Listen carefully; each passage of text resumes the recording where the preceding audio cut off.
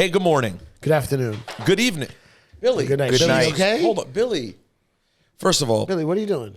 Cipha, we have to, before we get to our esteemed guest, we have to talk about what just happened. What happened? You pulled a Rosenberg, right? And you were late, which is very uncommon. No, I didn't. I said I would be late from the get-go, and I told you when I was rolling. That's not a Rosenberg. It seems, I tell everyone I'm going to be late permanently. So No, there's not. But there's really, no with umbrella lateness. But let's not focus on that. That's the least important part of what I'm saying. Okay. Why would you ever leave me alone with Billy for that long? Like, do you know how many things I heard? He fills every second of air with fucking words.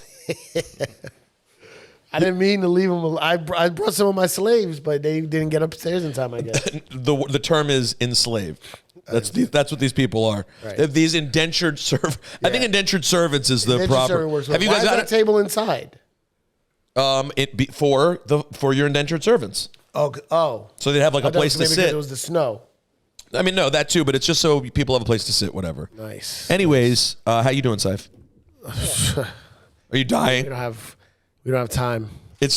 I've never seen you like this, and you've wild. But by the way, I just want everyone listening to understand. If Cipha is telling you that like it's out of control how difficult it is, I've been with him through times where he was living a life where he wasn't saying that. Right. And to me, it's wild. If I was his schedule, I would have just offed myself. Yeah. Like when we were doing the morning show, Cipha would show up straight from a club.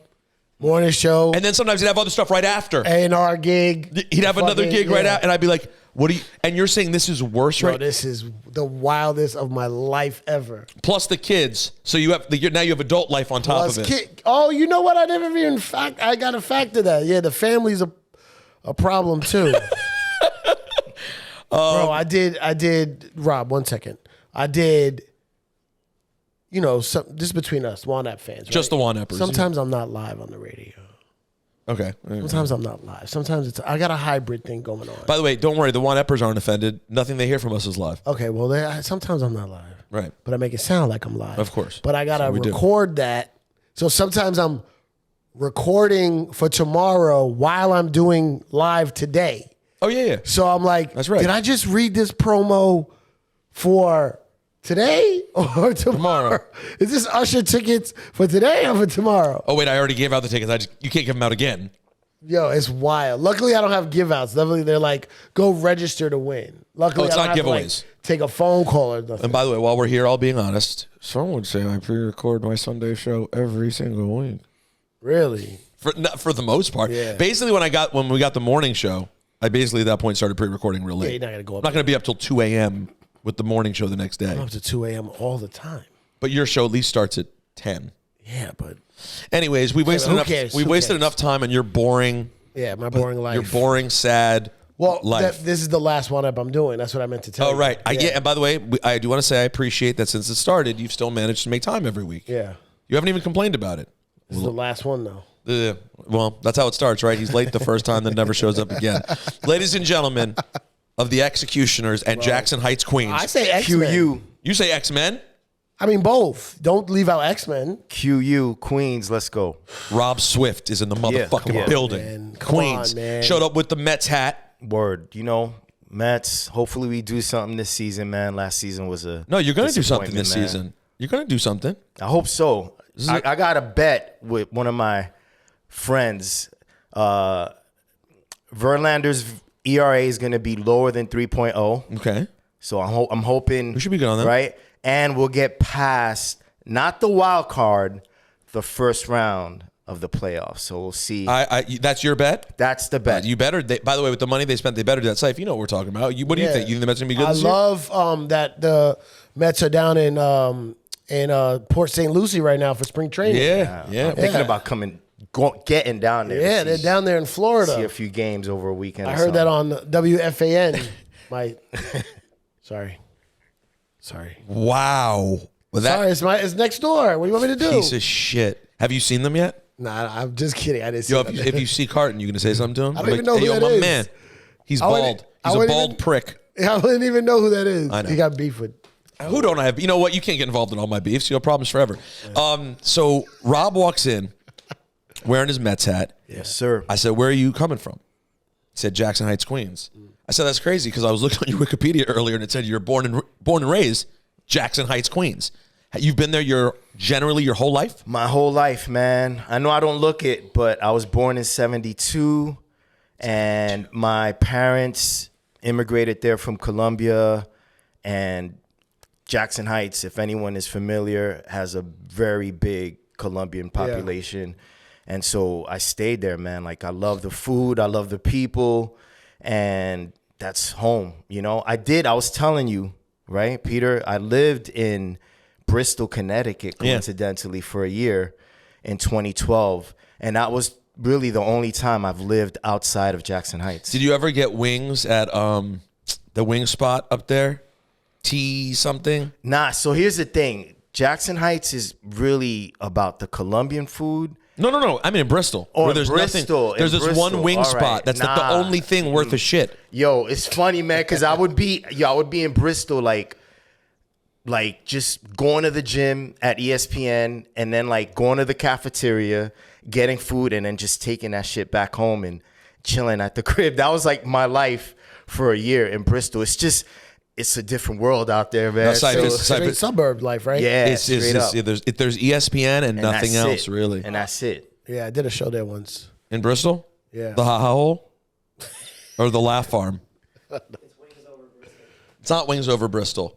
Damn it, Billy June. It's look how it has like it's a name of some sort. Like a T. It's fucking great, I will say that. So what do you think? Out there. What do you think the first thing I said to Rob when we were small talking and I knew that he was Colombian from Jackson Heights? What do you think is the first thing I said to him? Something about some titties. Dude. Right after, like in That's the old us. That's the old us. We wouldn't have said that now. Something about DJ Camilo. I said, so Rob, you know Camilo for a long time, huh? He was like, oh yeah. So you guys known each other forever? Yeah, man. Camilo and I go way back. We work out together at Retro Fitness in Astoria. And by the way, Camilo looks great, but y'all are doing different workouts because you're jacked up. Yeah, nah. Big up to his trainer, Johnny. But yeah, man, I'm crazy about the gym. It's funny because Cipha knows I used to be like bone thin. Oh yeah, super thin. Oh, I was watching DMC 91. You didn't look the way you look now. 169 wet. And it's a funny ass story, man. I started dating this chick like around 2006 that was like mad fit, like body, like crazy abs, all that. And I was just skinny kid. And we started dating. She would try to get me to go to the gym with her, and I was not interested until a few months later, after we started dating, she invited me to go to the beach with her. And I was like, yo, man, I can't be fucking laying next to this chick at the beach. All friends are going to be there. They probably work out too. So in my head, I was like, yo, I'm going to take out a gym membership. And I had like 2 weeks. So in my head, I was like, yo, man, I got 14 days to get brolic. 14 days, 2 weeks, 169. It was the funniest shit. But what ended up happening was I never went to the beach because she and I broke up. But I fell in love with working out. And yeah. Cipha, you still doesn't have it. I want to find that love. You want for the gym. Your problem is you didn't want to go to the beach because you'd be too skinny. Never had that problem. I dream of that problem. Yeah. I dream of that problem. By the way, it's so true. It's such a better problem than the alternative. It's not even a problem. Get the fuck out of here. Yo, but you got to work out, dude. You got to take care of your body as you age, man, because it's like nowadays there's no need to move around. Like everything is like comes to you. You can sit on the couch and be good the whole day, and that's not necessarily the best thing for your body. You got to teach me. I will tell you this. I'm going to tell you this right now. I know I don't look like it. I look like a slovenly pig. But I'm probably in the best general workout rhythm I've ever been in. Cipha, for me, and this is just in terms of getting cardio. I need to get back into lifting. But it's in terms of feeling good.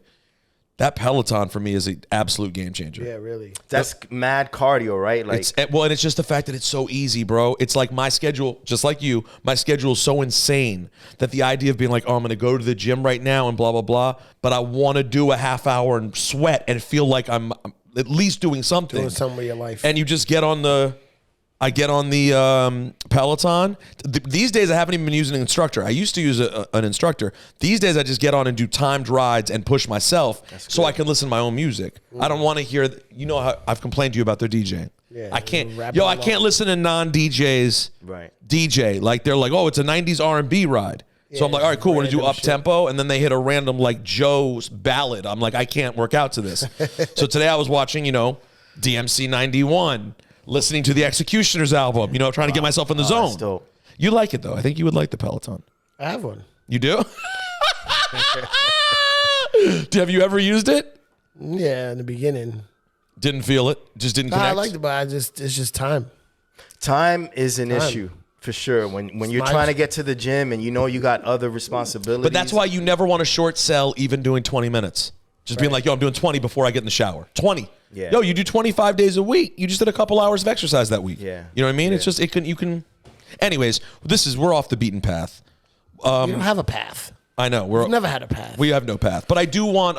It's Rob Swift, man. So it's Rob Swift. And Rob, what is the age at which you first touched a turntable?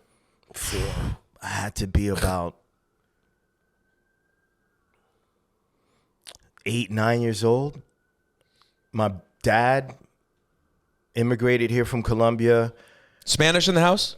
Spanish in the house with my parents. My brother and I would always speak English, but how is your Spanish now? My Spanish is pretty good. Try it with Cipha. See how he can tell you if it's good or not. So, Cipha, ¿qué tal, man? No, I don't speak Spanish. No hablas español. ¿Qué tal is this chick I know from Spain always says that to me. I'm assuming the way she says it, it means what's up. There you go. ¿Qué eres, puertorriqueño? Sí. Wow. No, no. That's pretty good. No, mi padre es puertorriqueño. Yo soy Nueva York. Americano gringo. El muerte. Nice. Mi Nueva York el muerte. In the death. How you say to the death? It was going to be right? A muerte. Nueva York. Yo, dude, I get it, Cipha. Like, when you get here and you're born here, if you're an immigrant, it's hard to pick up the language because you're used to speaking English, right? Or in my case, or in my parents' case, Spanish. So they still have those heavy accents, but I was born here, so all my friends spoke English. So in the house with my parents, I would speak Spanish. Outside or with my brother, it was always English. So it was actually kind of difficult keeping the Spanish, and especially once you leave the house, like right. But by the way, this is my favorite. This is the quintessential Queens experience. My lady, Hebrew at home, parents thick accents. Right. She would go out, speaks English with everyone. So to her parents, her Hebrew is ass. Yeah. Even though I hear it and I'm like, oh my God, I went to Hebrew school forever. I can't say a word. But you know what I mean? Like that is the quintessential children of immigrants, New York experience. Right? Yeah. And y'all are all running around to where'd you go to high school? I went to Newtown High School in Elmhurst near the Queens Mall. And it's funny, you mentioned school. The smart thing that my parents did was they would put me in bilingual classes. Although I didn't need it because I spoke perfect English, they would put me with other Spanish to learn the Spanish. To learn the Spanish. Right. Like reverse ESOL. Exactly. Oh, that was smart. It was because it kept me practicing it and speaking it, and I would say I'm like 85% with it. When I go to Colombia, you speak Spanish. Though. I speak Spanish, but when I go to Colombia, bro, my head be like, well, no, and they call you a gringo, right? Exactly, because that's I'm the most trying fucked to keep up up part. With them, That's the shittiest part. Is like if you're in a situation like Rob or Natalie, the language is a big part of your life. You speak it. But you're never all the way there. So when you visit, you're always getting told, yo, why don't you speak the language? Like, I do fucking speak the language. Don't you? We're saying it in your language. Yeah. It's about being calm, easy, and not getting nervous. When you're going to be confronted with a Spanish-speaking person, just be loose, and then the words just start to flow. Cipha, you could try it. It'll just come right out. Bro, let me tell you how many times I tried to learn. COVID? You tried again? I literally had a Spanish... like an online Spanish tutor. This shit won't stick. But by the way, it won't stick. You gotta practice. Your bro. accent's not terrible. The words I know how to say, I say well. Yeah, you actually don't. The words I know how to say, I say them correctly, but it's only like, I don't know, 40 words. There you go. It's a base. And it's the same words that you use over and over again, right? So yeah, fucking discoteca. That's a big one. That's a business. Discos. So you said, so you're born in 72. Yes, sir. In Queens. Elmhurst Hospital. In Elmhurst Hospital. So then tell us this. We always hear stories of like what was happening in the early 80s, you know, with regards to hip hop in the Bronx, et cetera. Could you feel it as like a 10-year-old, 11-year-old in Queens? It was everywhere? No doubt. Peter, I was breaking in the 3rd grade. Like, I remember we would have parties in our class, and I'd be the only one spinning on their back. You know? Were there ever any people who were trying to, you know, prevent you from breaking, if you will? Not at all. The cool thing about the area that... Oh, he's asking if there was someone that had to say, let the poppers pop. And the breakers break. Yeah. Nah, not at all, man. Like, the cool thing about the area that I grew up in Queens is I grew up on 89th Street, Roosevelt Avenue. Is that near 89th Avenue or 89th Road? What about 89th Drive? That's you're talking like Hillside and all those crazy ass Queens addresses. But I lived like 3 train stops from USA roller skating rink. Okay. And that was like our 1520 Cedric Avenue because a lot of hip hop shows took place there, and they actually filmed a scene from Star Wars there. The scene where Rocksteady battles Dynamic Breakers was filmed there, and that's right in my neighborhood. So do you remember any like shows that were advertised there? Oh, yeah. So who would play there? Just Ice, Run DMC, Fearless 4, New Edition, like any group that was popping in the 80s performed there. Wow. And so did you go to shows too? Totally. Not just roller skating. Well, the thing is it was an all ages venue. So you could go at 4 or 5 o'clock, roller skate with your friends. And then here comes Run DMC performing Here We Go. And then stay and watch Run DMC. That's crazy. With Jam All Master ages? Jay. Yeah. Yup. It was all ages. All ages for a late rap show? That's By the way, do you hear the built-in respect as a DJ, what he just said? Jam Master Jay. You see Run DMC with Jam Master Jay. Yeah. No doubt. Always. And then all right, so go ahead. I'm sorry. So you touched the turntable around 8, 9. Yep. Just your dad's turntables. It was my dad's turntables. Belt drive joint? He had records? Well, no. Actually, he had really good equipment for the time. My dad worked in a factory and to make extra money because, bro, we lived in a 1-bedroom apartment in a tenement building, and we had like roaches and mice for roommates. Like, no joke. Like, my brother and I would sleep in the living room on cots. So my dad was like, I got to make extra money. So he picked up DJing, saved his money up, bought really good equipment, actually. He had one... Not food. Yeah. Not rent. No extermination.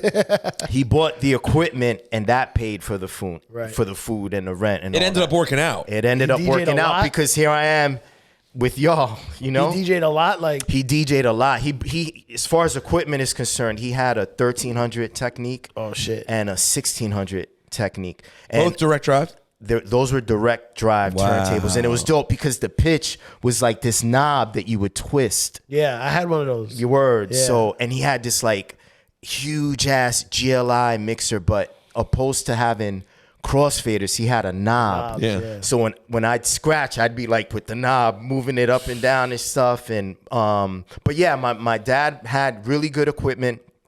Ironically, didn't want us to touch it. Us meaning my brother and I. So when my dad would go off to work and we had like days off from school. Your brother's older or younger? My brother's like 7 years older than me. Okay. So, and he was like crazy, like wild, like into like just crazy shit. And so he would like, my dad would like hide his needles. My brother would find them, take them out, hook them up, turn the equipment on, call his friends because his friends from Corona, Queens, the next town over, had access to their parents' record collections that were very different from ours. Yeah, what was yours? Like Spanish records? Salsa, merengue, cumbia. Whereas my brother's friends were rocking James Brown, Aretha Franklin, Pointer Sisters. So they would bring their records over to our house because my dad had all the equipment. And then I just sit there and watch, like, my brother cut it up, his friends rhyme, and I just caught the bug. And like it's funny because I went to junior high school with Psycho Les from the Beatnuts. If we had played a game called Guess Who I Went to Middle School with, Yeah. Les would have been my third guess. Maybe second. Les is from Jackson Heights too. Yeah. So he and I went to the same junior high school. We were in the same 6th grade homeroom. And one day I told Was he a him, psycho back then? nah, back then he was just Lester. Yeah. And I was just Robert. Yo, here's Psycho Les. Yo, whatever. Whatever, man. Yo, whatever. Word. That's Lester, what's Yo, I the was in a- Les? I was in a store. I told you this? the square root of 16? Lester? It's whatever. Whatever. I was in a store once, and this guy, I could tell he got a little excited when he saw me, but he wasn't saying anything. Because he was attractive. Because you're so attractive. And then I was paying for these clothes I was buying. He goes, I think you know my dad.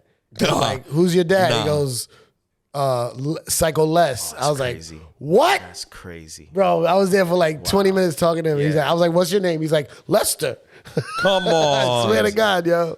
Yeah. So you guys were in the same class as Robert and Lester. Robert and Lester, and I would bring my brother's records to the school, and we would just sit there in homeroom and like What, look you at bring records without we would bring trying to records play 'em just to, like- look at the in your back. covers, You put them in your backpack and just.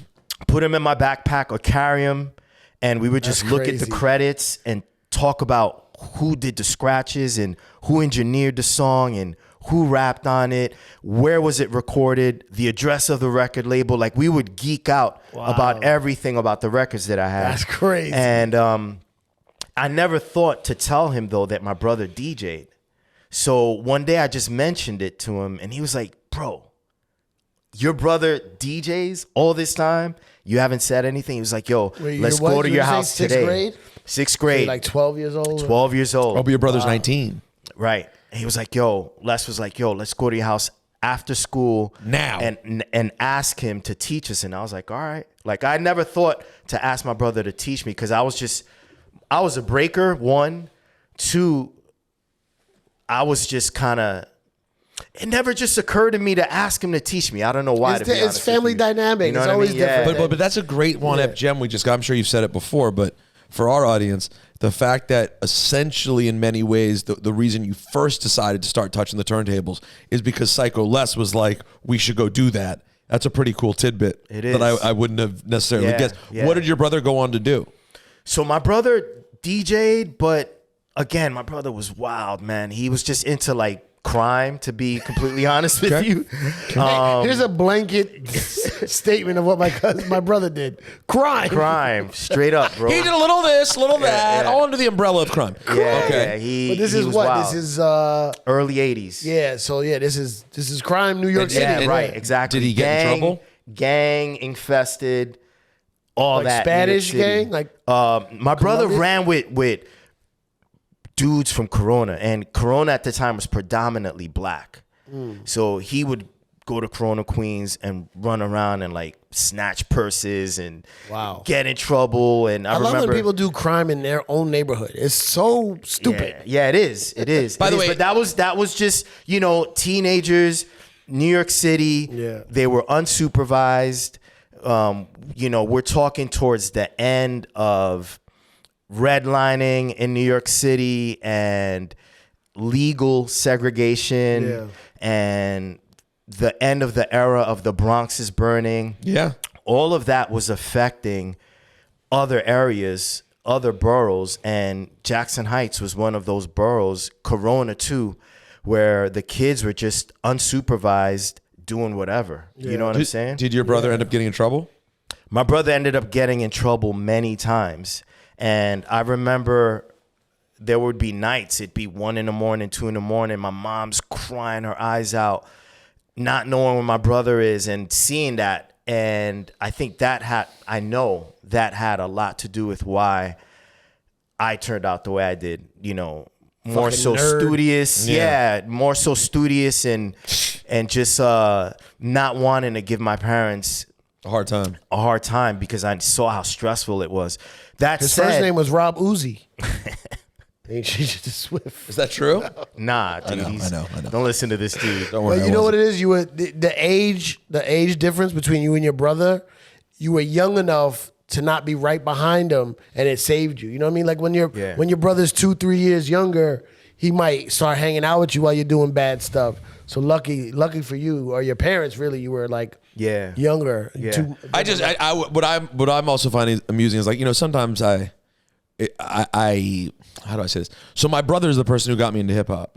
So, you know, I think sort of it's a known thing in my family that to some degree, like, is my brother's like, you know, my biggest supporter and we work together and all that stuff.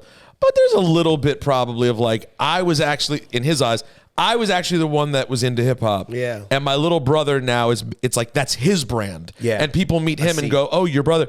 And I was just going to say, like, the next time my brother, if he ever were to say it to me, I'd be like, well, just so you know, Rob Swift's brother was a fucking DJ, okay? Yeah. And you went on, and his little brother went on to be literally one of the greatest DJs of all time. You know what I think, Pete? Like, I can't necessarily speak for your brother, but I wonder if it was the same situation with my brother in that even my father too, I don't think both of them had the foresight that I did with regards to DJing. I think for them, it was, I know for my dad, it was means to an end. Yeah. Oh, for my dad, it was a way to make extra money to take care of us. For my brother, it was this thing that he was experiencing. Kids in New York City in that first decade of hip hop were, I mean, dude, you would walk to a random corner store and see kids breaking on cardboard. And I was one of those kids. You know what I mean? Like, every kid, regardless of race, was into hip hop in some form, breaking, rhyming, DJing if you could. I was lucky to have a dad that had the equipment. Mostly graffiti. You know, you could go into a store, steal a bunch of, you know, spray paint and tag up the 7 train. You know what I mean? Or tag up a wall or a storefront. So you were doing some sort of element if you were a kid. And my brother was doing it all. He wrote graffiti, DJ'd, rapped, crime. But Cipha the fifth element. But here's the thing. Because these kids in New York City were unsupervised, a lot of their fun ended up, you know, in doing some sort of crime, right? But luckily, my brother did have the music as some sort of like escape or outlet for that. And I'm just super thankful, man, to my brother and my father, because if it wasn't for them, and less even for encouraging me to ask my brother to teach us, because if my brother didn't teach us how to DJ, if my dad didn't have the equipment, I definitely would not be sitting here with y'all today. All right, so then when did you like start DJing, not just messing around with the turntables, but like as a teenager, you were getting after it? Bro, I was getting after it that same year. I remember at my junior high school, I found out that the school was going to have a GO dance.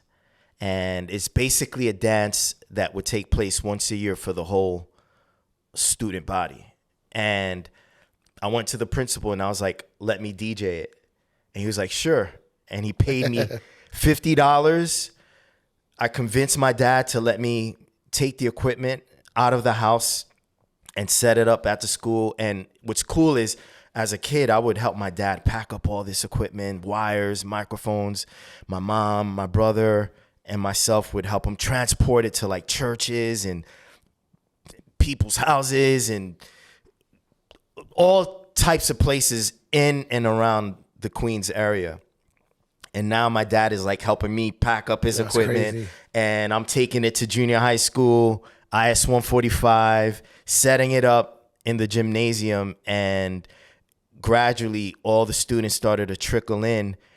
And all my friends were like, yo, Rob, you DJ? Like, what? You were the only DJ? I was the only, well, me and Les DJ'd, obviously, but wow, that's crazy. I was the one that DJ'd the dance. Crazy. So it is crazy, man. And I look back at those experiences with just, I don't know how to describe it other than to say, like, it's nostalgic for me because nowadays, man, yeah, man, like people get into this DJing shit for different reasons.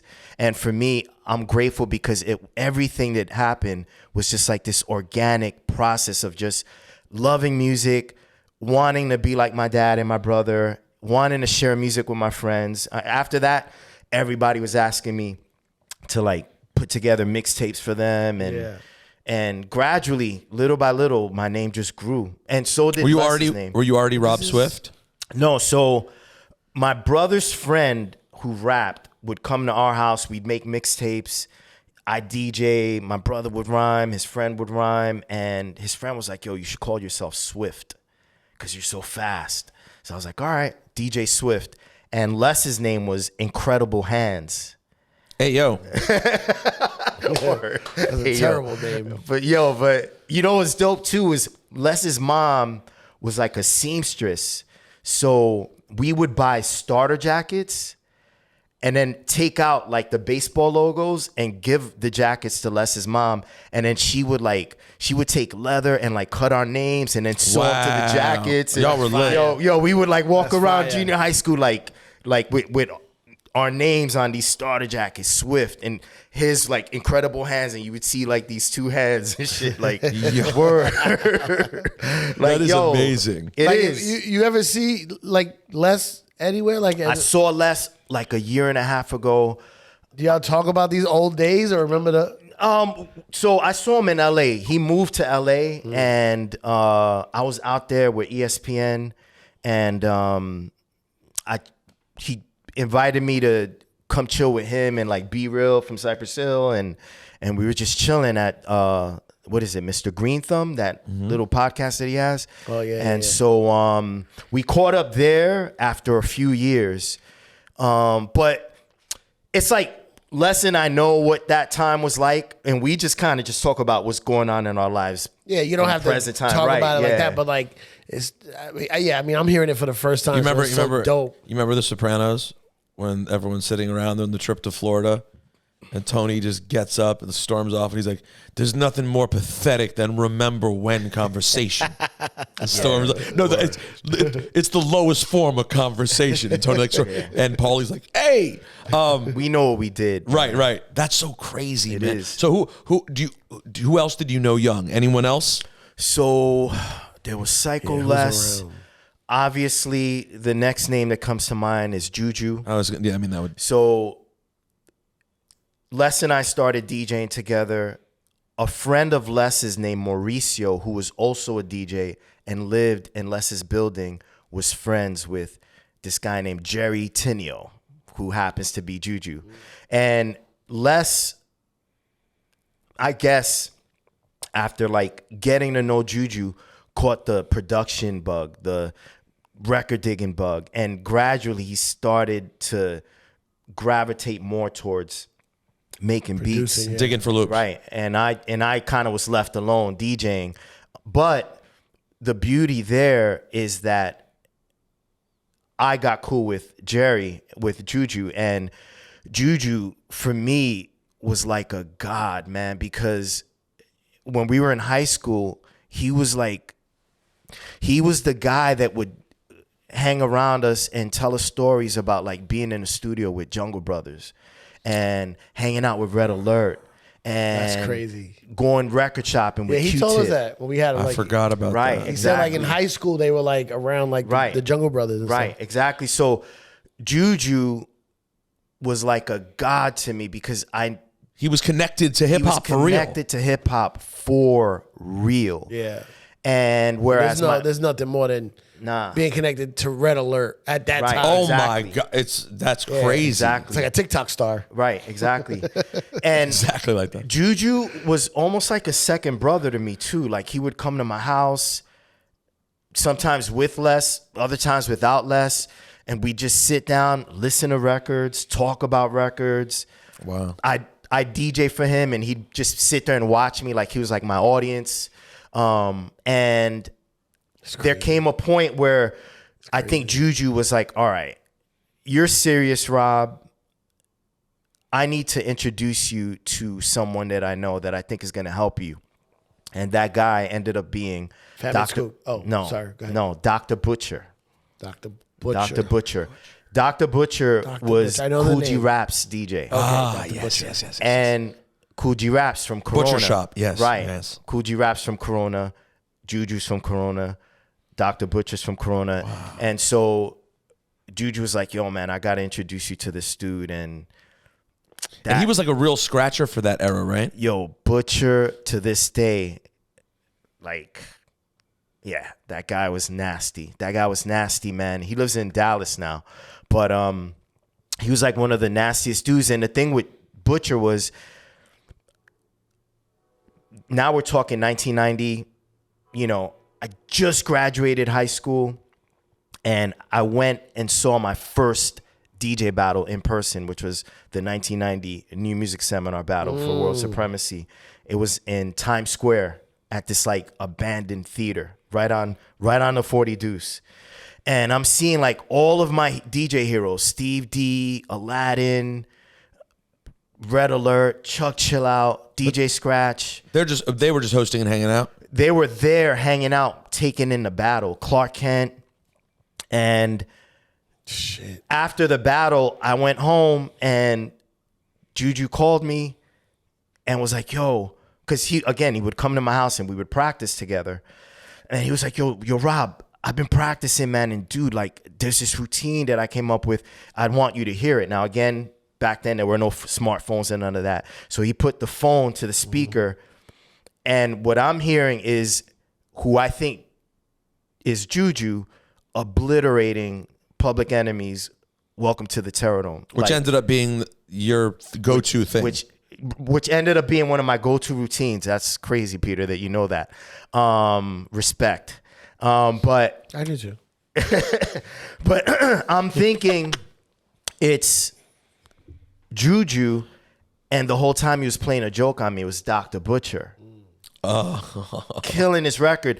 So doing the same kind of thing where he's dropping in like using the sample, or he was just bringing it back? Like back spinning, scratching, juggling, like taking a drum section of the song, rearranging it.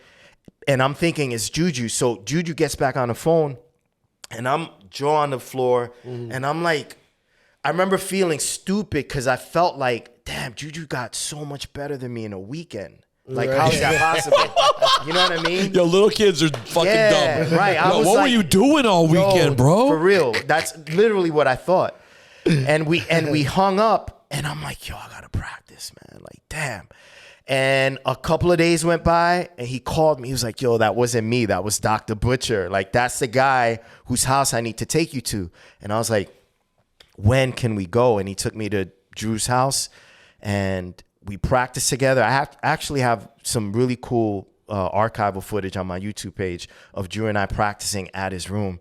And that first day... You brought a video camera? Huh? You brought a video camera? Well, not that first day, but after that day that I went to his house, Butcher was like, dude, you're good at copying. Because in my head, I thought as long as I could do what the guys that I look up to can do, I'm dope. Yeah. So I went to his house with with routines that belong to other DJs. Right.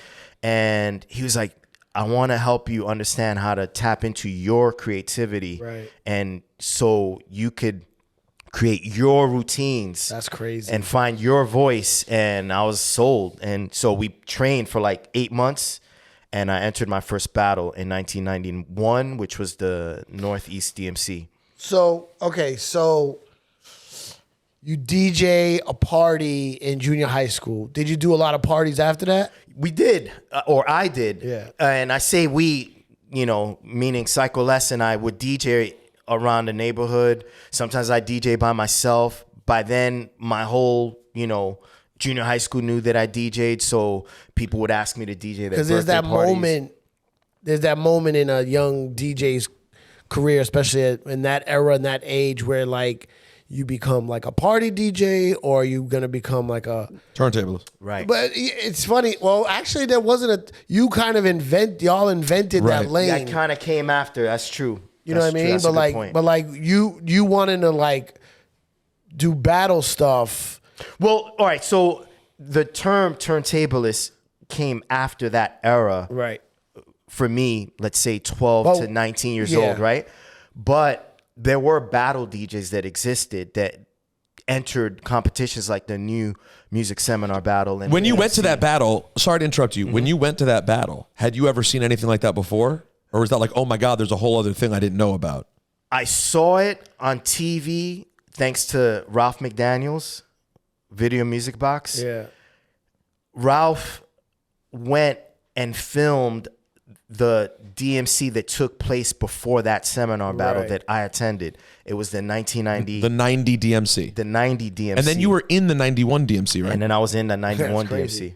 That's crazy. Well, he got better in a weekend. You basically did get better in a weekend. So here's the thing. Like, I remember seeing Video Music Box, Ralph McDaniels show excerpts of this battle. Yeah. And before that, I heard DJ battles thanks to Johnny Juice, who did a lot of the original scratches on the first two PE albums. Yeah.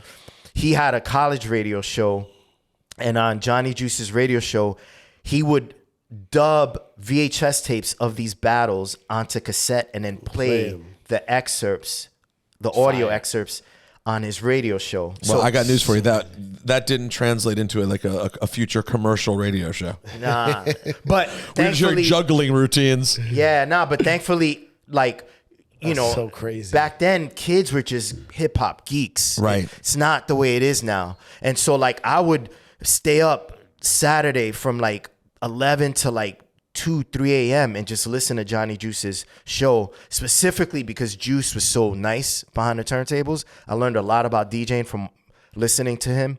What station was this, by the way? This was Jeff Foss was the host. It was a Long Island College radio show. Was it BAU? It wasn't BAU. It was another one. It was I don't know if he was. I forgot what college it was. It's not where Public Enemy like came together. No, that's BAU. That's BAU. That was BAU. Right. That's a Delphi. That was a Delphi, right? Maybe Hofstra. Stony Brook. It wasn't Stony Brook. Yeah, it wasn't Stony Brook. You might not even get the signal from Stony Brook. But because I heard these battles via Johnny Juice's show, it inspired me to train harder than what my brother was training me to be, and harder than the DJs that I heard on WBLS and 98.7 Kiss, which is a sports ESPN now. But back then, it was, you know, Chuck Chill Out, Red that Alert. was more party. Right, exactly. Right. And so listening to battles. Right. So I was doing both, basically. I was DJing parties for my junior high school friends and high school friends, but also cultivating these specific techniques that a handful of DJs were doing. Yeah.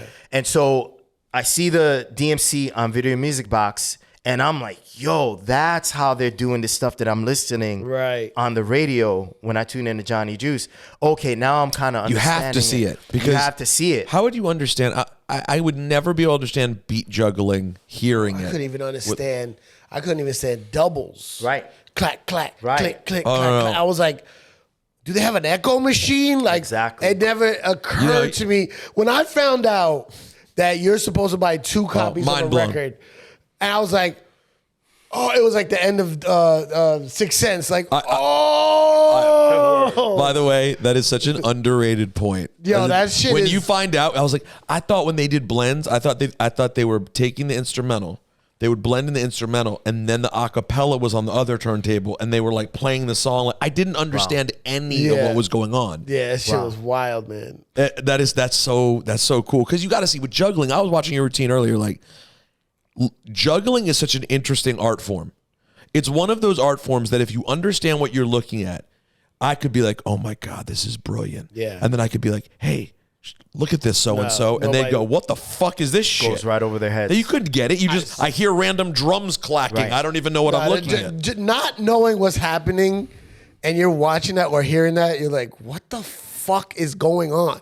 But if you know what's happening, you're like, oh, this is crazy. But even now, that's what makes a great juggle, is that it takes you a second to figure out what pattern they're making. You're like, wait, where do they use it?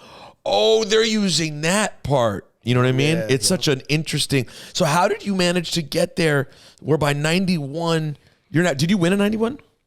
So I came in third.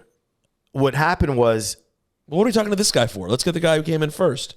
Yeah, I don't know. Steve D. fucked up. All you could get was the third place guy? Steve D. Okay, so you came in first. third. So Juju takes me to Dr. Butcher's house. Dr. Butcher takes me as a student after I tell him to take me as a student and to help me train for the 91 DMC. We trained for 8 months. What is this fucking Karate Kid? Yeah. right. No, dude, it's funny that you say that because I was just about to say we trained for 8 months like monks. Like I would be at his house at 6 p.m. because he got home around 5:45 from his law firm job. He had this job at this law firm, and then he would go home. Hilarious. And I would be at his house waiting for him. And big ups to Keisha, who he's married to now, but back then his girlfriend, his recent girlfriend, Keisha, would be at his house waiting for him, and then I'd show up. And then he would kick her out of the room. She'd stomp out, and he'd practice with me for like 2 hours. 2-3 hours, and then I'd go home and practice more. And we did this for 8 months. Every For day. 8 months. this- Monday through Friday, bro, for 8 months. I may. Shit. Yo, man, I might have to like take your story to Hollywood, man. That alone, right there. Yeah. Imagine if Mr. Miyagi had a day job as a lawyer. Miyagi's son, big. He did have a day job. He was a super. No, but imagine if it was he come back, a big case for Miyagi's son today. You know what's crazy? Prosecuting. What's crazy when you think about it, though, is that this guy would get home from work, you know, working 9 to 5, Insane. and then train with me for another 2-3 hours. Wait, how old was he at the time? Drew is like 2 years older than me, so he Okay. was like 21. So you're saying he wasn't a real doctor at the time? Nah, He's actually he was a lawyer. doctor of the He was turntables. actually a lawyer and a vegetarian. He was a doctor And of where the was turntables. like was he still with G-Rap at the time or not? He was with really? G-Rap. He was so with G-Rap at the time. So there wasn't that many shows back then like there are now. Like Yeah. he didn't really go on tour like they would do shows. They do shows, you know, on the weekends, and yeah. I would go to his house Monday through Friday and train for it as long as I could. You got to And meet G-Rap? I met. as He a took kid? me to G-Rap's house. When I got here to the podcast studio, the first thing I asked Peter was, "Yo, should I take my shoes off? Because it's so beautiful here, the wood floor and all that." thank you. And I got that from going to G-Rap's house. He was like, take your fucking shoes Yeah, off. He would make you take your shoes. His girl at the time, Karen, would make you take your shoes off. So that's what Yo, I that's such an ill name drop. So, but yo, back to Butcher. He would. He's talking about Superhead. He would. Nah, not that No, one. Not that. That's Corinne. Yeah, No, that's that different. So who's Karen? No, just his girl Yeah, at the it was time. just his girl at the time. I thought you gave me the Nah, one side being no, like, no. I was laughing because like she's being a Karen, telling me to take the shoes off.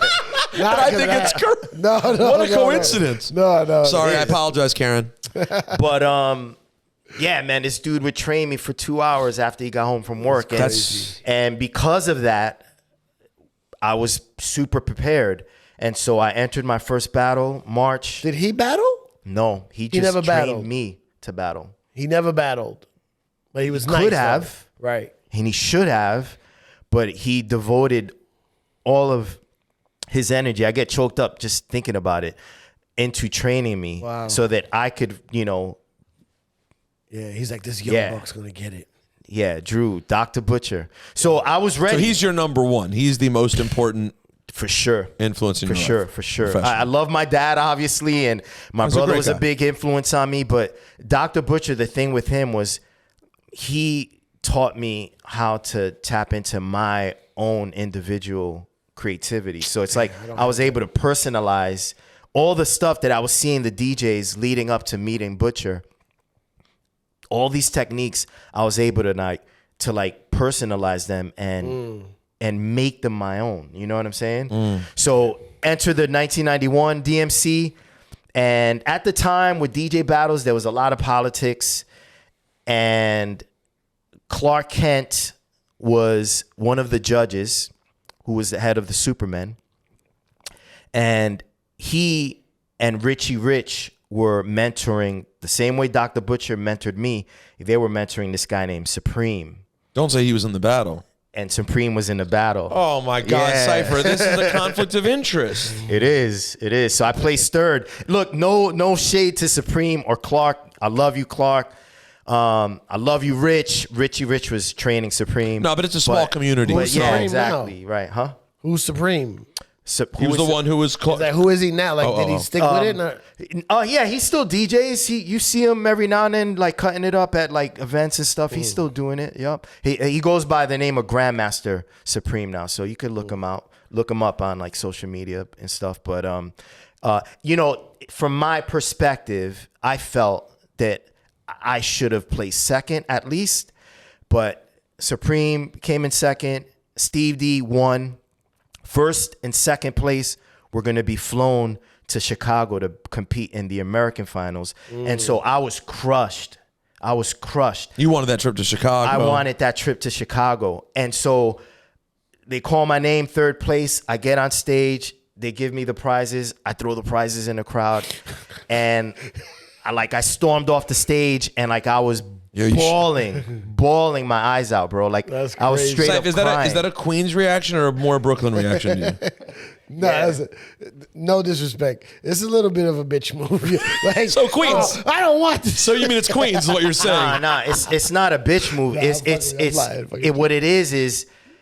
I think what was happening was all of the like emotion. And like that's a lot of work you did, man. All the 8 months of practicing, and I think that shit just like exploded out of me. You know what I mean? All that stress. 19, and I'm like 19 years old and all that, right? So the cool thing there though is that Butcher, because Butcher knew Steve was another hero of mine, goes up to Steve and he's like, "Yo, Steve, man, my student's over there like bawling his eyes out, not having fun and taking in the moment." Right. He came in third place. Won third place. Right, yeah. And he's over there angry. Go talk to him. And Steve went up to me, gave me his number, invited. How old was Steve at the time? Steve had to be like 25. Yeah, like 25 years old. And I'm like 19. So gives me his number and invites me to his house to train with him. That's crazy. Roc Raida, rest in peace. Sean C., Johnny Cash, the 4 original members of the X-Men. And so Butcher and I went to his house like a week later. We all practiced together. Now I'm happy. I'm like, wait, so because you came in third and because you bawled and threw shit in the crowd, I won't use the foul language Cipha said to describe. I was kidding. I know. But because of that, you then got to meet Roc Raida. Got to meet Roc Raida. Steve went to Steve D's house. Met Johnny Cash, Sean C., the 4 original members of the X-Men. Sean C. I knew that. I knew Sean C. I didn't know Sean C. Sean C. was an X-Men. Sean C., the producer of Black Thought and Jay-Z, American Gangster, was an original member of the X-Men. Him, Sean, and Steve. Sorry to cut you off, Cipha. Sean and Steve founded the X-Men. And their whole shtick was Steve. Okay. Yeah, their whole shtick was wanting to battle the Supermen. That's why they called themselves the X-Men, because they wanted to. Because Steve experienced his politics right before getting into battles before me and stuff, and so they were like, "Yo, man, we should battle these dudes." So Drew and I. Dr. Butcher and I went to Steve's house, and after we finished training, Steve looks at us and he's like, "Yo, we want to know if you guys want to be down with us." And I'm crazy. Like, "Holy shit!" And that's how I got into the X-Men. But he asked Dr. Butcher also. He asked the both of us because he knew Butcher trained me. Right. And what's cool is Steve and Butcher had practiced together months before that connection. Right? Or it might have even been like a year before that, actually. So, yeah. Dude. So many things. Okay, who's Johnny Cash? Johnny Cash is an original member of the X-Men. He was good friends with Steve, lived in Steve's area, St. Nicholas Projects in Harlem. Raider and Sean were friends, and they lived in the like 112th and Lenox area of Harlem. So the 4 of them, and Steve and Sean were friends. So that's how the 4 of them came together. Johnny Cash is not around anymore. Johnny Cash lives like in Jacksonville, Florida, and he has like a family. As he should. As he should. I'm kind of jealous of the practice sessions that y'all used to have. You know what I mean? Like, I never really You and your imaginary friend. I never got, like, only thing, the closest thing I had was when I used to go to Riz's house. But Riz would always be like, yo, let's go practice with Daddy Rich or Rich Nice and you know, other people, and I wouldn't be part of the practice sessions. Why not? I don't know. I was in school at the time or whatever. You were just learning. But were you not really good yet? No, I was terrible. So like you couldn't even really practice with them already. No, but Riz knew I always wanted to just go to shit. The funny thing you saying earlier about Dr. Butcher helping you find your own voice, like to this day, I'm just copying DJ Riz. To this day, bro. Yeah. I swear That's how you to learn. God, every time I DJ a party or a radio mix or anything, because Riz used to do this thing. Riz would write on his record the counts before the verse started or whatever. That's Instead a of real bars, pro. That's a real pro. He would do counts. So it took me a long time to transfer my DJ's counting style into Wait, so bars. you mean beats? Yeah, he would write 30. He would call it counts. He would write 32 CT, which is 8 bars.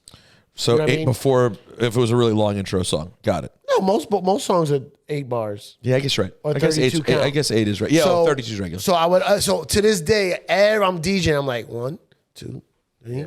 Well, wait for the count, and then I'm like, oh, this is reggae. It's usually 16 count and everything. But like, even to this day, the way I like I listen to Mr. C. Now I'm on 94.7 The Block, right? So I listen to Mr. C every day, throwback at noon, and Mr. C does a lot of stuff where he just throws it from the top, right? He plays like the top of the song.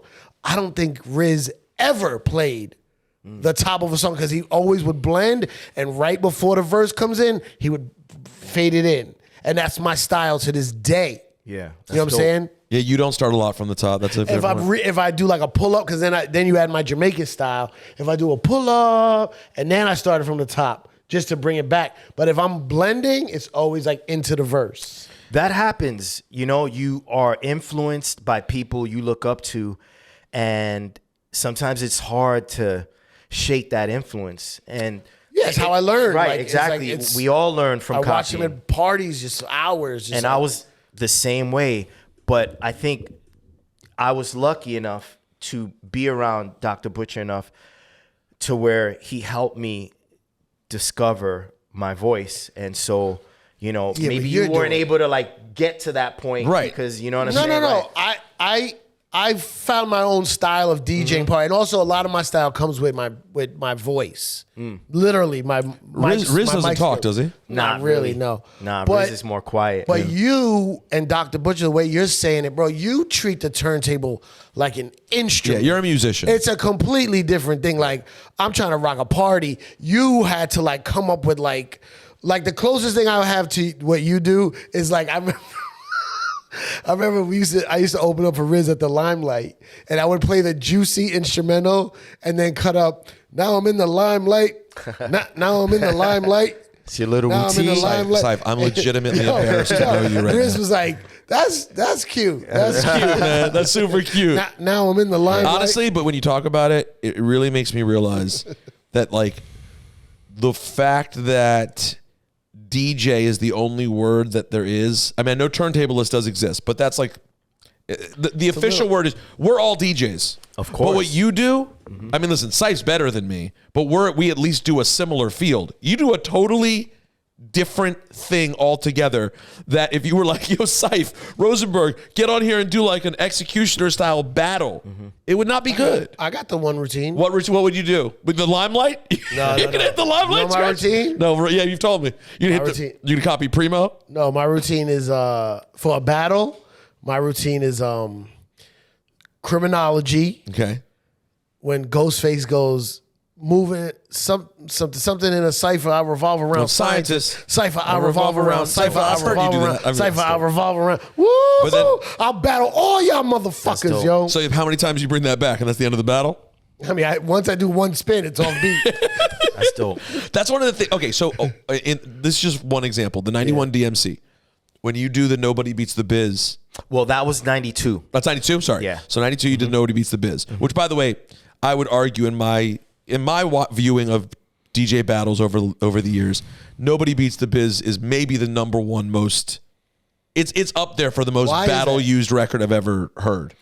The production, there's so many sounds and noises. The way Marley Marl sequenced the music, it's just perfect for someone like myself that wants to make their own composition. It's like you have these palette of colors underneath your fingertips that you could rearrange however you want. And whereas maybe now producers don't necessarily produce with DJs in mind. Back then, producers arranged their music with the intent of that song ending up on Chuck Chill Out show and Chuck Chill Out obliterating it. So you would add like these bridges and these sounds and these intros, and production now isn't necessarily. Well, a lot of the producers were DJs. Right. So they knew which what Marley Marl was, right? Yeah, to add what to add. Yeah. So in that battle, were you playing off 12 inches of Nobody Beats the Biz? Yeah, it was 12 inches that I still have. And I got Marley to sign them too. Fire. Word. Did you ever in a battle have to do routines where you were using songs that were only on a full length album, so it was a harder? Yes. That's a pain in the ass. It's bro. a pain in the ass. And the thing that I think about that really bothered me about using albums was, for some reason, the way the vinyl was cut, you'd scratch once or twice and that's it. You'd hear that record burn. Oh, yeah. It wasn't like 12 inches. 12 inches could take that back and forth scratching of that one part that you're practicing with for months and months better than So the Nobody Beats the Biz that Grooves you were spread out more. and the Nobody Beats the Biz that you used, for example, was that the only copies you had of that, or did you practice for months on some and got more? Yeah, you would wear out one pair and then you'd have to go to the record store or multiple record stores until you found another pair and you'd buy them. Or you would buy as many pairs as you could because you knew you're gonna fuck this. You're gonna wear them out anyway. So there was a dedication on behalf of DJs of my era that it's just hard to really quantify or put into words. You can't explain it. You can't explain it. Spending of money and collecting. Is the crazy aspect that gets forgotten about a lot. The money, and then the excursion of looking for these records throughout the city. Especially back then. If you're using Nobody Beats the Biz, which came out in what? 87. And now you're in 91. It's not like it's not like nowadays where like they pressed they weren't pressing them over and over. They sold it and they moved on. Were you using all Real Cold Chillin' singles, or would you get like their bootlegs that had the old school bootlegs? Bootlegs are the worst for the kind of DJing that we're talking about, because it's just low quality. Low quality, or they'll be warped. Yeah. The original pressings were always the best. So you would look for original pressings till you found them. And you know, you referenced the 92 DMC, and it was a year of me wanting to win a battle, right? I placed third in the 91 East Coast DMC. Then I entered the 91 New Music Seminar battle and got bounced out the second round. Damn. I remember Qbert was a judge for that battle, and he confided in me there was some weird shit going on with the judging. And so it's crazy. I enter the third Politics. battle. Yeah, that's what was happening back then. And it still happens. Though? Well, the thing is sometimes you have a judge on the panel that doesn't like you. You know what I'm saying? So because everyone's DJs. Right, and there's a lot of competition. It's incestuous. The whole thing's incestuous. Right. So, but you know what? Your reaction was my reaction. Like, why you just pick the person who won? Yeah. But for me, these were like really cool lessons, man, that like I was learning, not just about politics, right, and how the world is, but lessons that were personal, lessons that revolved around, well, do you want this? And if you do, what are you going to do to prevent that from happening the next time you battle.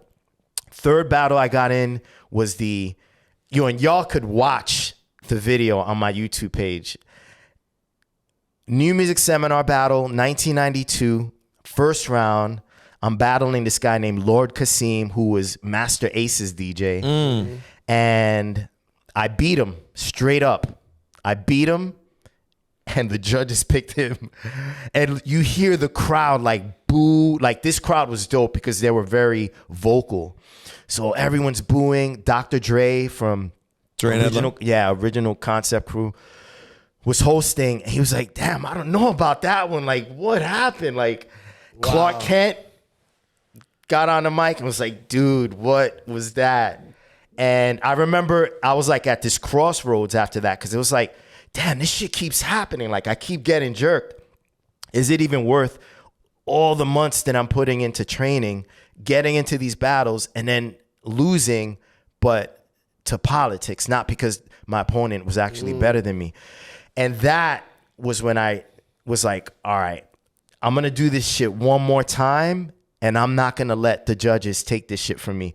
And that's when I came up with the Biz routine and all the routines that you saw me do in that 92 battle were inspired by the judging of the previous 3 battles that I was in. Like, I was just fed up, and I was like, nah, they're not going to take this one away from me. And thank God I won. How many, what are your biggest DJ accolades from battle standpoints?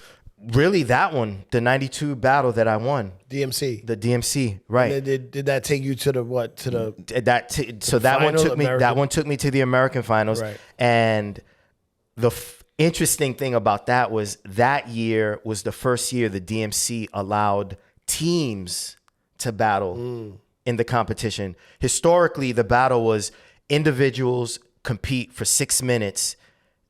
You have 1 round to showcase your best stuff, and then you get off, and then the next DJ goes up. But in 92, they added a team element. In addition to? No, not in addition to.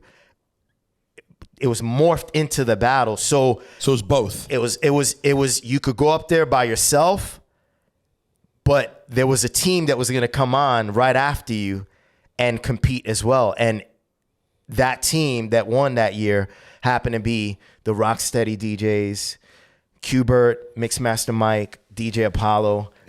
So it was like 6 hands. Yeah, you know what I mean? There was no way anybody was beating those guys. So they went to the Worlds and won the World Championship that year. I mean, that one you weren't upset about. Not at all. Because I'm not going to lie to you. Like, I was frustrated that the year that I knew I was going to retire from battling was the year that they were going to allow teams to compete. Right.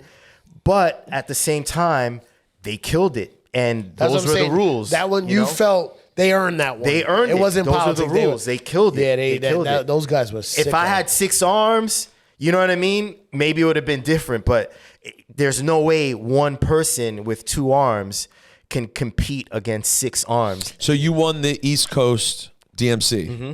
What was the other members of X-Men? Yes. Did Raida win international? Raida actually battled with me in the 92 DMC. Uh-huh. We both retired at the same time. Okay. We started DJing for rappers. I started DJing for Akinyele. I remember Akinyele actually went to the 92. These Queens motherfuckers stick together, man. Akinyele? Yeah, I was Ak's DJ for like 4 years. For the first album? For the Vagina Dinah album. And like Put It in Your Mouth. Really? Well, you were at the tunnel? I was at the tunnel. Oh my God. Oh shit. Hold on. Wait, did I know you? We knew each other through Fat Beats. Yeah, Fat Beats. But we didn't necessarily interact like in the nightclub scene. I was a quiet dude. Like, I wasn't in the nightclubs like that. Like, I know you were interning with Flex and all that. Yeah. When you was out, I was home practicing. Right. Basically. You know so Raida, obviously. Yeah. I'm a terrible DJ. So you and Raida retired at the same time. Me and Raida and I retired at the same time. Man, it was retiring at an old age of 21. He's retired from battling, at least. He started DJing for Showbiz and AG. I started DJing for Ak. And the reason I referenced that is because, you were like, well, Raider, what did he win? And what happened with Raider was like, he was like, nah, dude, I still have that like on some Michael Jordan shit. He was like, dude, like I wanna win a world championship. And he hadn't won anything up until the point that we retired in 92. So he was like, yo, Rob, help me train. Now it's 1995 or 94, I should say. By the way, Cipha, this is the sequel to the DJing Karate Kid. It was the sequel. Yeah. And he was literally Let's like, go to Okinawa. he was literally like, yo, Rob, help me train for the 95. Like, I want to come out of retirement and try to win this shit. And I was like, all right, let's do it. And we trained, and he fucking won that shit, yo. That's Where was the international? Well, you know, you have the East Coast. I remember, the East Coast competition was in Philly, and more politics shit. You know, it was always a thing where first and second went to the following battle, the American, the national. Yeah. He was battling Craze was in that battle. Craze in Philly. Oh, Craze. And there was this guy named, he is a beast. And there was this guy named DJ Ghetto who was from Philly in that battle. And Raider was in a battle. And Raider did a stint, killed it, but they gave first place to DJ Ghetto, who was a Philly native. I personally feel Raider won. And was crazy. I don't think I've ever told this story, but was really crazy about that was Raider, you know, I know you remember Raider. He was super emotional, like very emotional. And like he had like he was quiet, but he also had like a mean streak. Wild, yeah. Yeah, you know what I'm saying? So he lost, and I remember he fucking like stormed out of the venue, like kicked the door out of the venue. He was like, yo, fuck the DMC and fuck the judges. He was like, yo, I'm not doing the American finals. I was like, dude, what do you mean you're not doing the American finals? Like, because he's still advanced? He's still advanced, but he thought, I'm just going to get jerked. Because like all of us would just get jerked in our experiences battling. There was a battle with him in the 91 seminar where he obviously won that battle, and they gave it to Supreme, who was a Superman, you know? So he was like, yo, I'm not going to fucking do this battle. Like, it's just going to happen again. I'm going to get jerked. Like, he almost missed out on winning the 95 World DMC because he was so convinced that they weren't going to let him advance past the American finals. And I was like, yo, man, you need to calm down, right? And I remember we took the bus home the next morning, and I talked to him, and I was like, dude, let's just see what happens. Let's just train and leave it in God's hands. And he won and went to the World Finals fucking in London. Did you go? Nah. They only flew him out. I was a poor college kid going to Baruch. Actually, I probably couldn't go because I was in school. But yeah, dude. So you were in school and DJing for Akinyele at the time? I was in school and DJing for Akinyele, which was tough because there would be Thursday shows. Well, Thursday shows. So I'd be in a van driving down to Virginia with books, and everyone else is, you know, with groupies and going crazy, and I'm there like reading psych books and shit. And also, I remember one semester with Ak, we went on tour. We were touring the Vagina Diner album, and the tour spilled over into my fall semester at Baruch. And I remember I was like, damn, what the fuck am I going to do? Like, I'm not going to be home to register for classes. Should I just stay on the road or what? I kind of don't have a choice because I'm Ox DJ. Like, who else is going to be able to do this show with Who else can play Ak Ha Ha the way I can? Word. Well, it's the bomb, baby. Or bomb. Or do this 5-minute performance in the middle of the set. Most importantly. So I remember I was like, school's going to be there. You know, it's not, that building's not going anywhere. I'm just going to take off a semester. And I remember we went on tour and came back early. So I missed out on registering for classes. But you were also back. But I was also back. Like the tour, we didn't do the full tour. And that planted the seed in my head that, all right, I need to figure out a way to not just settle here and be someone's DJ. Like I need to cultivate my own platform, because now there are aspects of my life, specifically school, that are being affected by someone else's decisions in life. You know what I'm saying? Exactly. Yeah, you're just a working guy in his career. Right. You got to try to make your own career. Exactly. So that That's experience. how we all get on, though. It's Yeah, how you well, get on. Like, again, man, it's I DJ'd for Little Kim. You did? Yeah. Wow. Yeah, How was that DJ'd experience for you? I DJ'd for Little Kim. I don't know if you ever know that. I did. Yeah. It sounds familiar. Yeah. So, Raida's still with. How long did Raida stay with Showbiz and AG? 96. Oh, Goodfellas album. 97. Yep. Oh, and all the way through then. Yep. And you stayed with Ak through all the success of Put It in Your Mouth? Yep. Did you guys do international shows? We did Germany. I heard all Israel. that. I heard it was the #1 song in Israel. True story? I don't know, but that song catapulted his career. I'll say. To, you don't say, really? Yeah, he was, the name Akinyele was literally the most, as underground a rap name as you could basically have. And then Put It in Your Mouth came out, and that was maybe one of the most unlikely hits in the history of hip hop, considering who the artist was and the style of the song. Yeah. Like, say, if you remember playing, I got it on bootleg first. I really always had it on bootleg.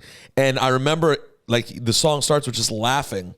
You're like, what the fuck is this? And you have to go, fuck Riz's counts. There's nothing going on except clapping and laughing. And then piano. And then 40-some seconds in or whatever, you get the first. It's not a good DJ intro. No, the only way I really played Put It in Your Mouth was at the end of the night. It was always, to me, the party's still going, but I'm going to start the beginning towards the end because the tempo's so slow. Yeah, that shit was a tunnel 1 a.m. banger, bro. What? So how would you play it? Off the single, was there was a version on the single that just started with the doom doom, or no? I don't think so. No. It was just the pianos, the singing, and then because it's not even a clean thing to scratch in. Oh yeah, you could scratch in the Put It in Your Mouth part. Right the from put. right, exactly. Right from there, you could do it. Word. It was just some tunnel crazy banger, times. bro. But I knew that if I wanted to have, again, I had that foresight. Like, I understood that there was so much potential with this DJing shit. Whereas I think a lot of the people that I came up with at the time saw the pinnacle of what they can achieve to be winning a DJ battle. I saw beyond that. And so I was like, yo, I'm doing 2 years of battling and that's it. Then I want to tour. And when I had that experience of coming back home early and then missing a complete semester, and sitting on my ass, like, we'd still do one-off shows, but it's like I could have been going to school. Right. That's when I was like, all right, I need to figure out my own lane with this. And by 1996, to answer your question with regards to, like, who was DJing for who? Roc Raida was DJing for Showbiz and AG. Mr. Sinister was DJing for Common. Total Eclipse was DJing for Organized Confusion. And I was DJing for Ak. And I remember this is summer of 1996, the year that we battled the Invisible Scratch Pickles at Twilo. And I told Ak, I was like, yo, Ak, man, thank you for letting me DJ for you, but I got to eat off my own plate. And he got it. And what ended up happening was Dr. Butcher ended up filling in for me and touring with Ak. And I sat the guys down and I was like, yo, we need to, like, form our own lane with this because we cannot be bound to, like, another rapper's career. Like, third installment of the Karate Kid DJ movie. Word. Straight up, yo, like, I was on that shit. I was on that shit by then. Like, I was super, like, I had a vision for all the things that we could do as DJs. And I sat the guys down and told them, like, let's just leave our rap groups and do our own thing. Like, let's put out our own albums. And they got it. And so they left their rappers and we formed the X-Ecutioners and we released our first album called Expressions on an independent label from San Francisco called Asphodel. And what's really dope about that was it's these 4 DJs making this hip hop album. And I'm sure as DJs, you, Peter, you, Cipha, can appreciate the freedom that we had in the studio, like not having rappers tell us when to do scratches. You know, like we were there calling the shots, and it was a great experience. And we put this album out, and it was this acclaimed underground hit. And what ended up happening was we toured the album. We made it to LA. Rick Rubin is in the crowd watching us kill records like Rock the Bells, which he produced. He runs backstage after we're done. He's like, I want to sign you guys to Def America. And we're there looking at each other like, yo, this is Rick Rubin. Yeah, that's crazy. Backstage with us, inviting us to go to breakfast the next morning so he could talk to us about this deal. And we went to breakfast with him the next morning. LA, we're these kids that like were fresh out of battling. And we got Rick Rubin telling us he wants to sign us to Def America. And we were like, hell yeah. But what ended up happening was Raida told Sean C., who at the time was the A&R for Loud Records. So Sean was like, fuck that. I'm not going to let Rick sign these guys. And spoke to Steve Rifkin and talked Loud into intercepting the deal. And yo, this is one of the craziest moments in my fucking career, bro. Welcome to Juan Ep. Yo, check this shit out.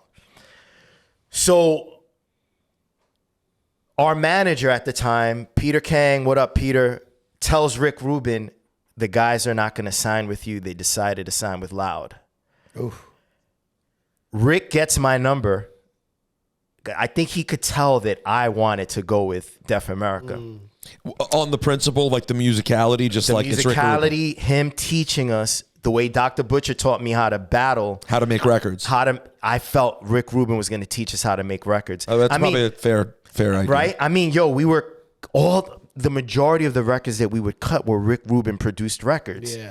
Right? And not we, the X-Ecutioners, we, the DJ community, like everybody was cutting some sort of Rick Rubin produced record, whether it was It's Yours, Tila Rock, or Rock the Bells, LL Cool J, the list goes on and on. Suck Beastie MCs. Boys, right, exactly. Peter Piper, all that. So I basically got outvoted by the group because the guys felt being on Loud and rubbing shoulders with groups like Wu-Tang and Mobb Big Deep, Pun and Mobb Deep was where we needed to be. Like, yo, Rob, I mean, these are opportunities for us both to arguments. produce records with these guys and like get to know these guys and work with them. And I was like, Rick Rubin, yo, like he's gonna teach us how to make music. And they outvoted me 3-1. Rick found out, called me, and he was like, yo, I'm coming to your house. And I'm like, yo, fuck out of here. Rick Rubin's coming to my house. And he called me one night and he was like, yo, give me your address. I'm going to come to your house. Let's talk about this whole thing with Loud. Sure enough, came to my house. It's crazy. Called me from like downstairs. I'm peeking out the window. There's this fucking stretched out black limo, right? Dropping him off. He comes up and Rick Rubin is fucking, yo, this far away from me on my futon, sitting Indian style. Oh, well, of course. Fucking talking to me about why are you guys not signing with Def America? Like I thought we had a deal. Like, yo, what's up, Rob? Like, what do I gotta do to sign the group? And I was like, yo, I don't know, man. Like the guys just It's the thing about being in a group. the guys outvoted me, and he's like, fuck. He was straight like, fuck. Rick Rubin. Yo, that's in it. He came to Queens. Came Jackson Heights. to Jackson Heights, Queens, and sat on my couch. Do you at least take him out for like a delicious Colombian meal? I mean, No, but you know what was dope? So at the time, I lived in a 1-bedroom apartment, and you know, DJs always have their setup in their bedroom, right? And so we went to my setup, and he was like, yo, man, like, could you show me the kind of shit that you was doing at that show at the Roxy in LA. Like, could you show me what you were doing? Like, there was this thing you were doing, Rob, with Rock the Bells. And like, I'm taking this Def Jam record out of the cover and I'm putting it on the turntable. As Rick Rubin sitting. And Rick Rubin is fucking right there, bro. Like, I'm like, yo, this is fucking crazy. So looking back, who was right? Well, this is the thing.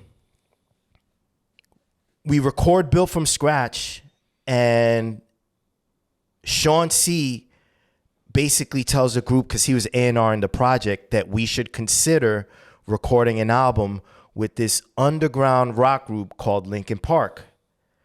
And I knew nothing about Linkin Park at the time. They were just starting to bubble. And we were in a recording studio working on some songs.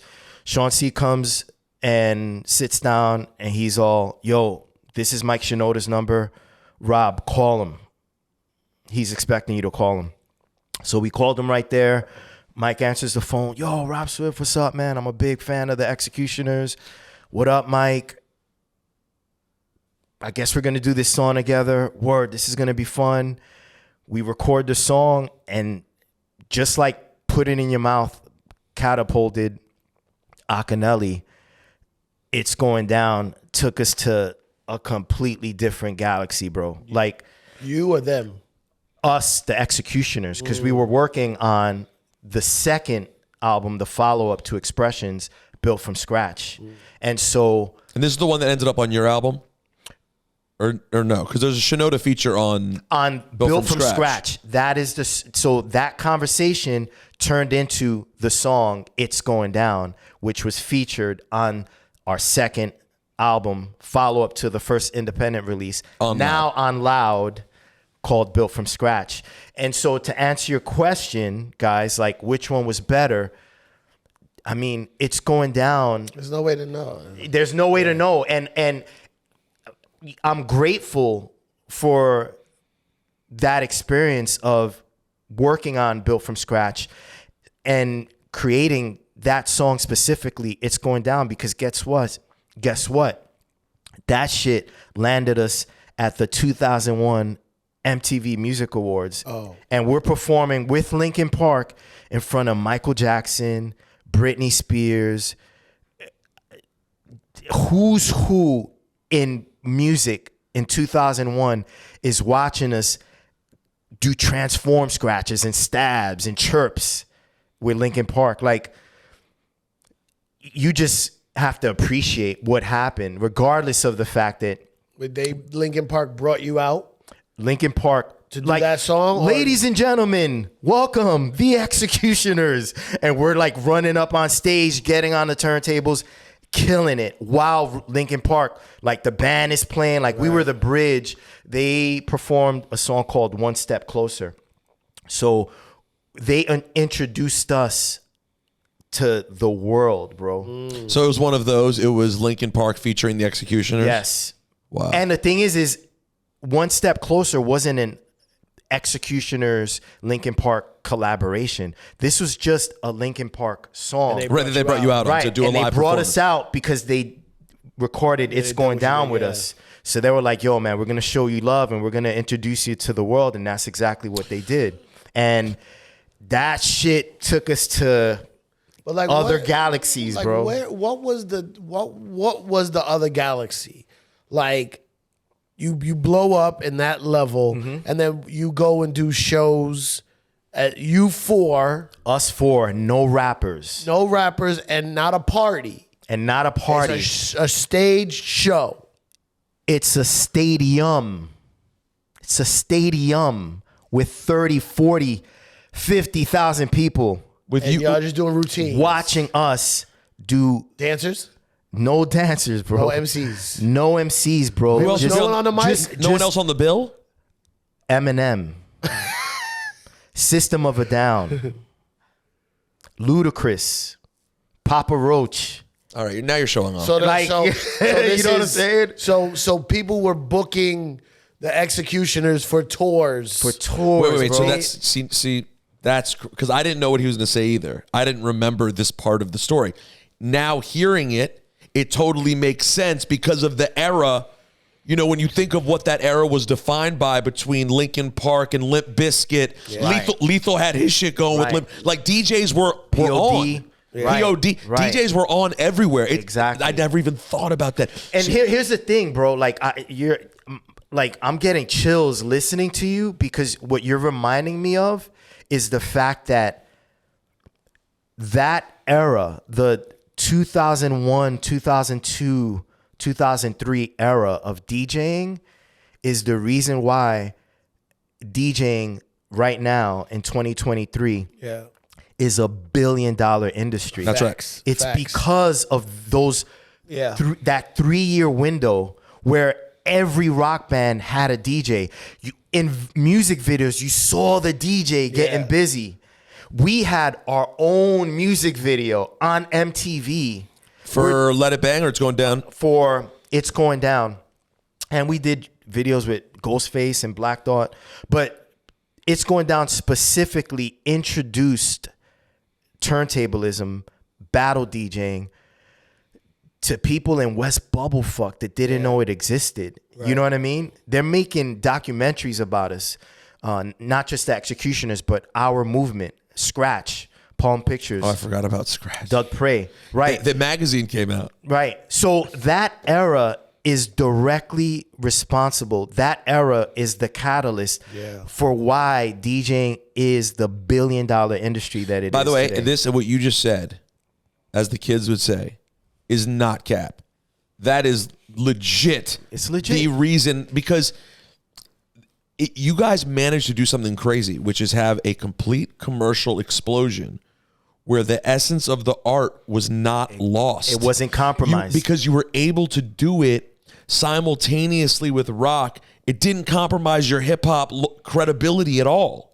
It's like, now, it would be like a bass player getting a gig in another band. But the thing about it is, what people don't understand, Peter and Cipha, is that in the first 10 years of this culture that we call hip hop, which wasn't called hip hop, it was just this thing that was taking place specifically in the Bronx. Oh my God. Is that really why people so often say one of my favorite terms, this thing we call hip hop? Yeah, this is why I say it. Because you're right, because it was just a thing at first. It was a thing that was happening. And then it became a thing that's called hip hop. Right, exactly. Okay. And this is what I want to make sure that like everyone watching and listening understands.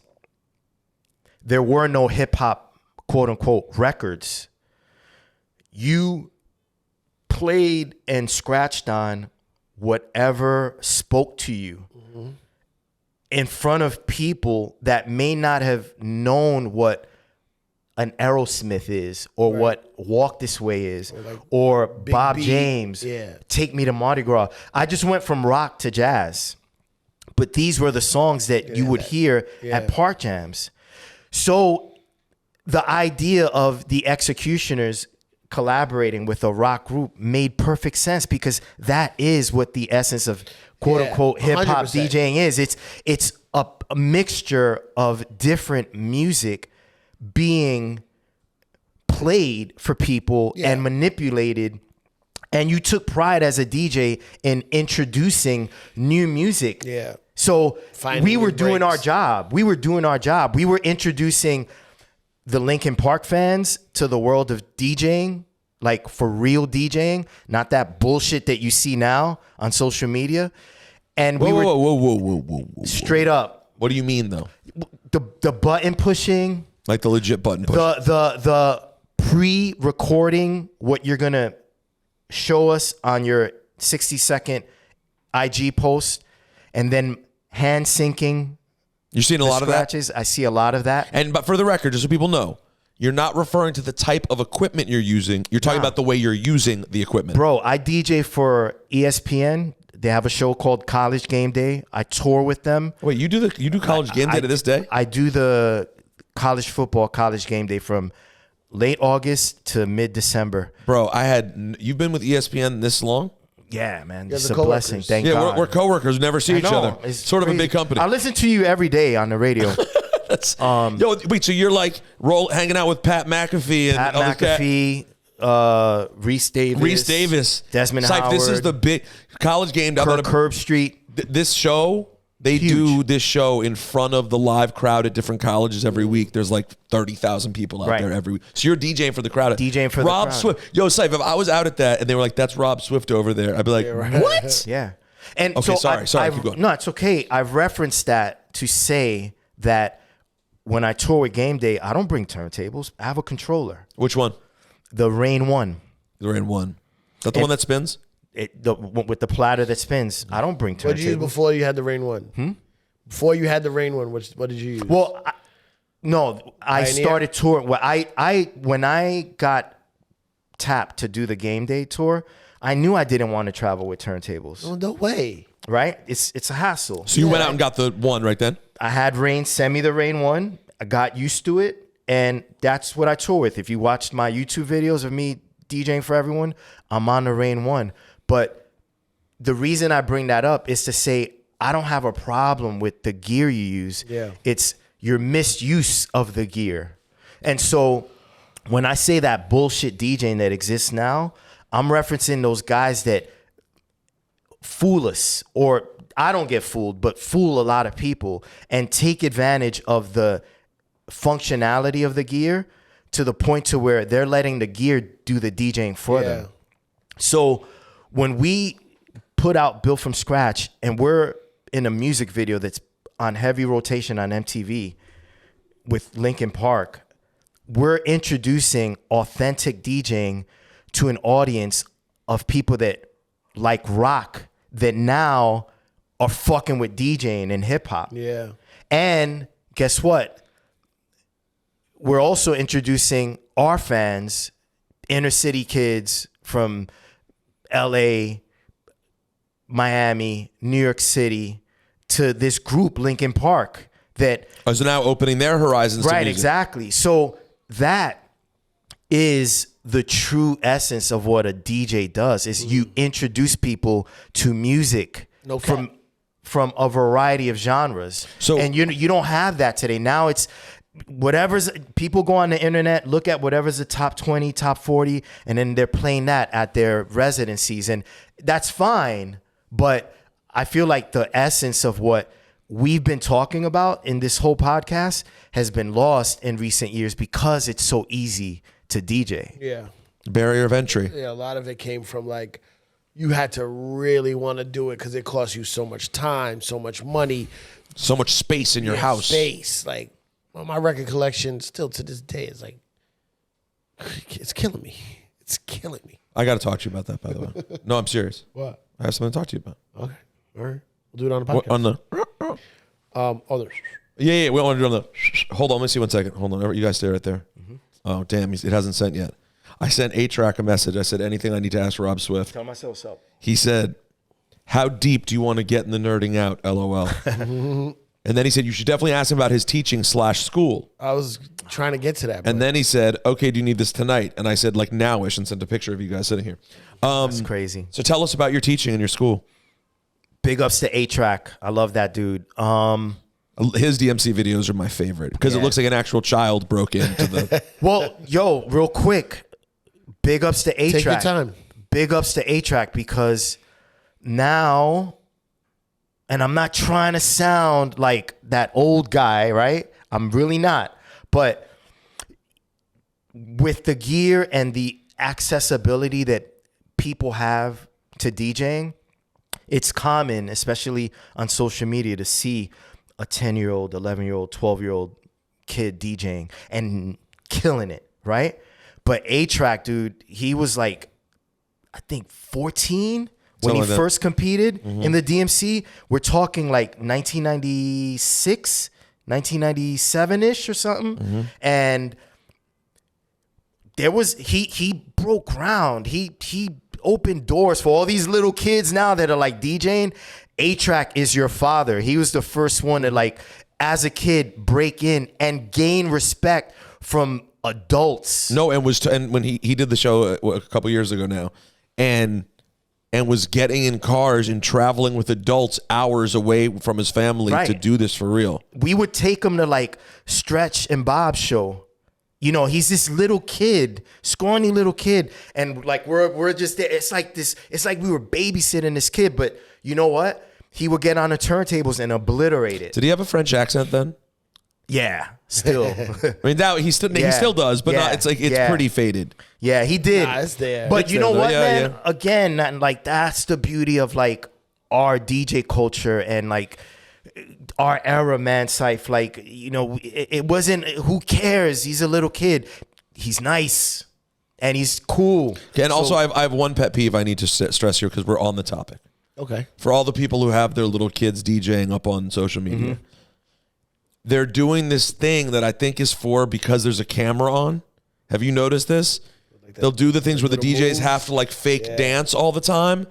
For the most part, I can't speak for every DJ. DJs are usually concentrating and not bobbing like this while they're DJing. It's true. So you're doing that to teach it to them for IG. Yeah. It's illegitimate. That's not a real. It's true. You can't do that. It's true. You know what's crazy though? My son is 4. Oh, time to get him up there. He could be on Instagram. About to be 5, and he goes to me the other day. He goes like this, like he makes a scratching thing, and he puts his hand to his ear. And I'm like, that's dope. You don't have but I'm like, you don't have to put your hand. Yeah. You don't have. I don't know where. Right. I don't know who does. I don't know where you saw Oh, this. that's Instagram. Yeah, Has to be Instagram. Exactly. My son's not on Instagram. Your son's on the gram. TikTok. Secret account. He's on TikTok. No, I don't let my. All right, hold on. I care about my children. All right, hold on. Yeah, the only person who has a serious TikTok problem is their dad. All right, here we go.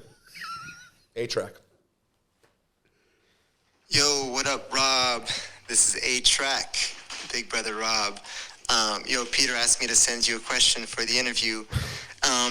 So of course I gotta nerd out and I gotta take it to the battle routines.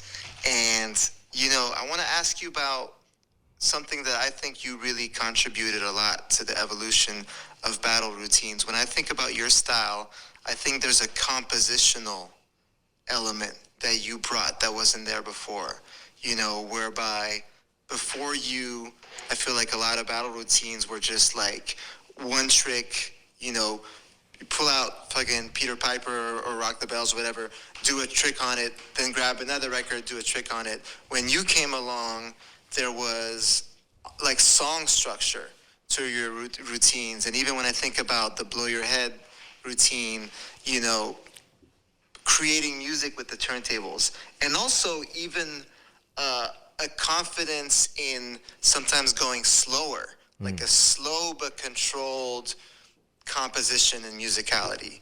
That was so different when you brought that. And I'm just curious, where did you get that from? Are there any DJs that influenced you, or is it even the other musicians that influenced you to bring that style of composition, the Nobody Beats the Biz shit that had so many sections to it? Where'd you get that composition from? Thanks, Yo, what A-Track. up, A-Track? What up? Thanks. He's not there. What was that? He sent a voice note. Yo, Okay, are hold y'all good? No, I gotta go. Here's the breaking deal. out? I gotta leave to do a comedy show. But real quick, what's the mixtape thing you put out? Soulful Fruit. Yeah. To this day, bro. Classic. I've never Fat listened. Beats. I've never listened to this Soulful day, Fruit. bro. I'll send you a copy. To this Fat day, Beats. Yep. that shit DJ is the Jab. most masterful piece of art. Like what would you call that? Like Look, thanks to Dr. Butcher, who sat me down and helped me understand that I needed to think beyond what the DJs that I looked up to were doing if I wanted to make a splash in the scene. Thanks to him, when I would practice, his voice was just in my head, and I would come up with a piece or a section of a routine. And So does this almost answer the A-Track question Yes. as well? Wow. Okay. Wait, don't answer yet. Just answer the Soulful Fruit. Well, no, but it's the same thing. It's almost the same the thing same that you're thing, saying. You should right, do yeah. that on Patreon. Oh, that's true. Well, Rob Swift has a life too. No, he's chilling for another hour. Well, it's a thing where I would come up with a piece to a routine. In this case, Nobody Beats the Biz. And then whereas the average DJ would be like, all right, I'm good. Now let me move on to the next record. Butcher's voice would be in my head, and I'd be like, well, what else can I do? And I would just extract like squeezing water out of a sponge as much as I could out of that song, and that spilled over to mixtapes as well. Like, just always pushing myself to do more and not settle for the bare minimum. And I think that just became this approach that I had to being creative, whether it was creating a routine like Nobody Beats the Biz, or a mixtape, or an album. A lot of the solo albums that I put out help land me opportunities to collaborate with the likes of Herbie Hancock and Bob James, because I was just so open-minded. So for me, when I'm being creative, the last thing I want to do is the bare minimum. It's about like going deeper A and step then further. Yeah, and seeing like what that's else like can I do, you know? That's like in comedy, we'll see a guy tell a joke and we'll be like, nah, there's more meat on that bone. Right. He didn't. You could keep going. Exactly. Keep going with Right. that. Rob, this has been an utter treat. We gotta do it. A part 2. We gotta do part 2. Yeah, I'll come back. But you man. live. Guess what? Guess where he is? Jackson Heights. Jackson Heights, Queens. Yes. So you come. It's not hard. It's a you take the 15-minute 7 drive. train right. Or the 7 train right here.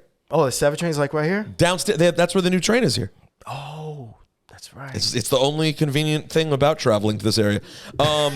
Too bad I don't take the train. Yeah, there you go. I respect. No, that's a real New Yorker. People don't know. drive. That's a real New Yorker.